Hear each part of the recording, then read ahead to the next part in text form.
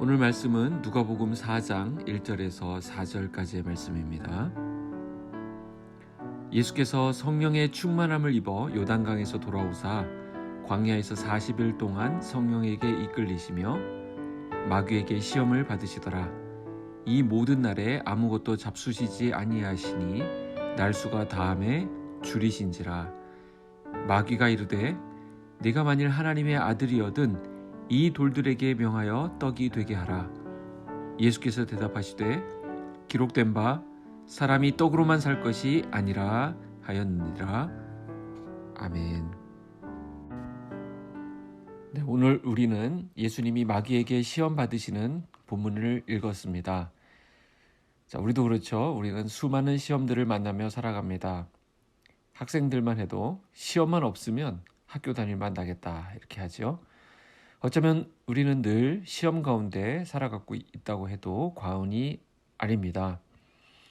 그 중에 어떤 시험들은 우리의 삶에 치명적인 고통을 주기도 합니다. 성경에도 많은 시험이 나옵니다. 따지고 보면 시험은 최초의 인간 아담에서부터 있었습니다.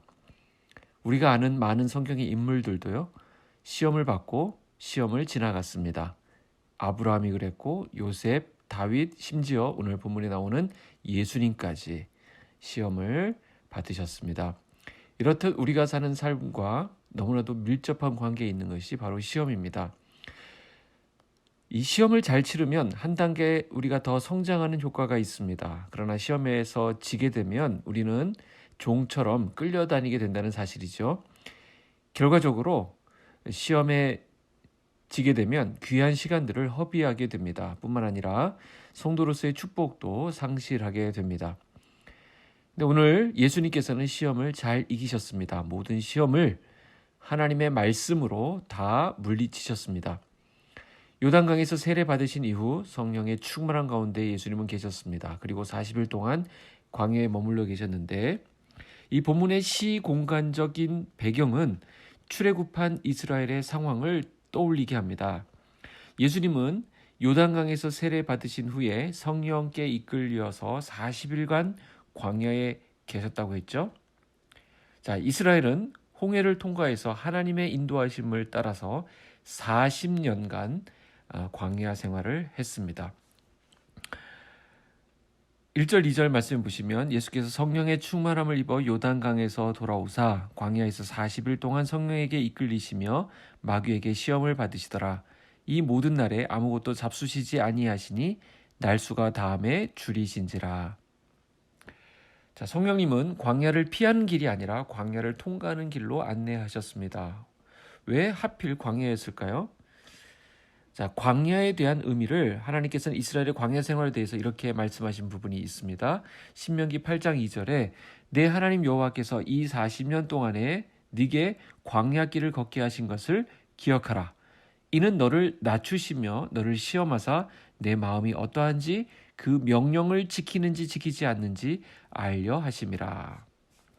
자, 이스라엘은 애굽에서 430년 동안 살면서 그 애굽의 삶에 익숙해져 있었습니다. 애굽의 정치, 애굽의 경제, 애굽의 문화, 애굽의 종교 등에 자연스럽게 녹아져 있었던 것입니다.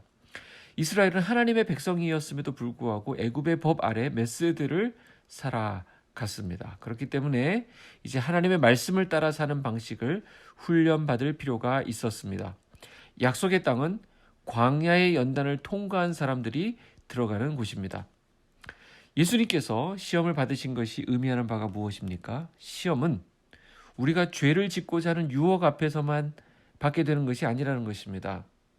신앙생활을 제대로 하지 못할 때만 있는 것이 아니라는 것을 우리는 알아둘 필요가 있습니다. 자, 보십시오. 예수님처럼 성령 충만할 때도 시험은 있습니다. 이제 우리가 제대로 한번 예수님 잘 믿어보려고 결심할 때도 시험이 찾아옵니다. 사실 그러고 보면 신앙생활을 잘 하지 않은 사람들은 마귀가 건드리지 않습니다. 그 입장에서 보면 그럴 필요가 없죠. 가만 내버려 두어서도 알아서 죄악 가운데 살고 알아서 무너지기 때문에 그 마음과 생각하는 대로 그냥 살도록 내버려 둡니다. 자, 아담 이후로 모든 인생들이 시험을 만나왔습니다. 어떤 사람도 시험에서 예외가 된 적이 없었습니다. 그럼 우리는 어떻겠습니까?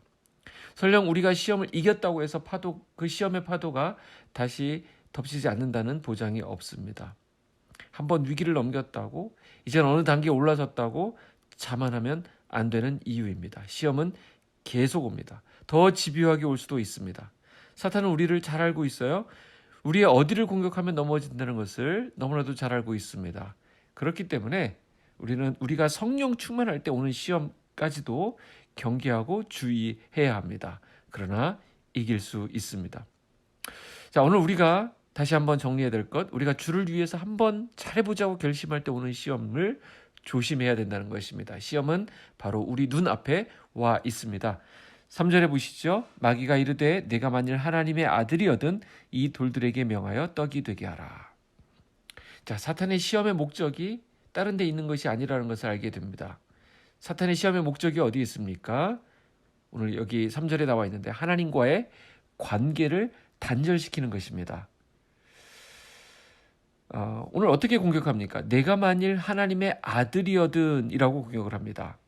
사탄의 공격은 언제나 하나님과의 관계성을 파괴하려고 하는데 초점을 맞추고 있습니다. 시험은 우리로 하여금 주님 안에서의 그 풍성한 삶을 살지 못하게 하는 데 있습니다. 자녀로서의 축복을 그래서 상실해버리도록 하기 위함인 것입니다. 그래서 어떤 사람이 시험에 들게 되면 하나님과의 사귐, 하나님과의 관계가 시들시들해지는 이유가 바로 그것입니다.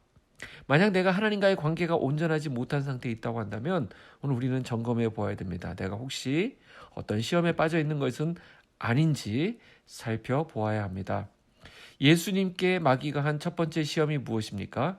40일 금식하신 예수님에게 이 돌을 가지고 떡을 만들어 먹으라고 시험을 합니다. 기가 막히지 않습니까? 마귀는 지금 어디를 공격할지 너무나도 잘 알고 있다는 사실이죠. 금식한 사람에게 가장 중요한 것, 가장 아쉬운 게 무엇입니까? 먹는 것이죠. 그런데 마귀의 이런 시험은 아무에게나 하는 것이 아닙니다. 돌을 가지고 떡을 만들 능력을 가진 자에게 하는 시험이기 때문에 그렇습니다. 예수님은 충분히 그런 능력이 있으신 분이시죠. 결국 이 시험의 핵심은 자, 네가 그 능력이 있는데 그 능력 너 자신을 위해서 쓰라라는 것입니다. 능력이 있느냐? 하나님의 뜻을 이루는 데 쓰지 말고 너 자신을 위해서 사용해라. 이것이 이 시험의 본질입니다. 하나님을 위해 살아가게 하는 것이 아니라 나 자신을 위해 살아가게 하는 것이죠. 우리에게 사탄이 시험하는 원리도 똑같습니다. 내가 가진 능력을 주님을 위해서 쓰지 않고 나 자신을 위해서 쓰도록 자꾸 부추긴다는 것입니다. 사람에게 있어서 가장 기본적으로 충족해야 될 것은 먹고 사는 문제의 해결입니다. 먹고 사는 문제가 해결되지 않으면 아무것도 할 수 없는 것이 우리의 인생입니다. 이건 사실 매우 중요한 부분이죠. 일하지 않거든 먹지도 말라는 것이 성경의 가르침입니다. 자, 우리는 먹고 사는 문제를 위해서 일해야 되고요. 또 애를 써야 됩니다. 그러나 문제는 우선순위의 부분입니다. 사람들은 어떻습니까? 보통 자기 일을 처리하느라 자기 앞에 닥친 문제를 해결하느라 급급합니다. 현실의 문제, 당장 발등에 불이 떨어진 것부터 해결하고 보자 이렇게 나오게 되는 것입니다. 주의 일, 하나님의 뜻 이거 다 후순위로 밀려버리는 것입니다. 그냥 내게 주신 능력으로 내가 알아서 잘 하고 살면 되는 것 아니겠느냐라는 것이죠. 내가 할 수 있는데 굳이 하나님까지 의지할 필요가 무엇이겠느냐라는 것입니다. 떡을 필요할 때 내가 떡을 만들어 먹으면 되지 않겠습니까? 라는 것이죠. 내 것을 가지고 내 능력 가지고 내가 하겠다는데 왜 이렇게 말이 많느냐라고 할 수 있습니다. 오히려 이 떡 먹고 주의 일 앞으로 기회가 주어진다면 더 열심히 하면 되지 않겠냐. 일단 돈 벌고 나서 일단 이루고 나서 그때 주님 섬기면 되지 않겠느냐라는 생각입니다. 이런 자세는 현실에 안주해 있는 모습입니다. 현실의 문제만을 먼저 해결했다는 것은 아주 좁은 안목입니다. 그 사람에게는 하나님 나라가 보이지 않고요. 다른 것들이 영적인 원리들이 시야에 들어오지 않습니다. 급한 것부터 해결해야 된다는 생각뿐입니다. 중요한 것은 이것이 바로 하나님을 무시하는 행위라는 것입니다. 왜냐하면 우리에게 그런 능력을 주신 분이 바로 하나님이시기 때문입니다. 내가 가지고 있는 모든 것, 주인이 따로 있습니다. 그렇기 때문에 이 모든 것들, 내가 누리고 있는 것들은 그 주인의 뜻대로 사용되어야만 합니다. 결국 이런 시험을 벗어나려면 우리는 기도해야 한다는 것이죠. 오늘 우리가 이 새벽에 기도의 시간을 가지는 이유이기도 합니다. 우리는 기도하는 가운데 우리의 주인 대신 하나님의 뜻을 깨닫게 됩니다. 하나님께서 나에게 맡기신 것들을 어떻게 사용하기를 원하시는지를 발견하게 됩니다. 그리고 내가 누구인지도 파악하게 됩니다. 하나님이 나를 부르신 목적과 그분의 뜻을 분별하는 일에 우리가 집중할 수 있게 됩니다. 내가 어떻게 하는 것이 하나님을 기쁘시게 하는 일인가 고민할 수 있습니다. 그리고 기도하는 가운데 그 문제들을 해결하려 하고 그분을 신뢰합니다. 예수님은 우리가 시험을 이기는 방법을 본으로 보여주셨습니다. 앞으로 나오는 모든 시험들도 주님은 이런 식으로 대처하셨습니다. 무엇입니까? 기록된 하나님의 말씀입니다. 사람이 떡으로만 살 것이 아니라 라고 말씀하셨습니다. 그것은 하나님의 입에서 나오는 말씀을 의지한다라는 뜻입니다. 말씀을 의지하는 사람의 가장 1차적인 반응이 무엇인지 아십니까? 그것이 바로 기도입니다. 기도는 내 욕망을 관철시키기 위해서 하나님의 어떤 응답을 받는 것이 아닙니다.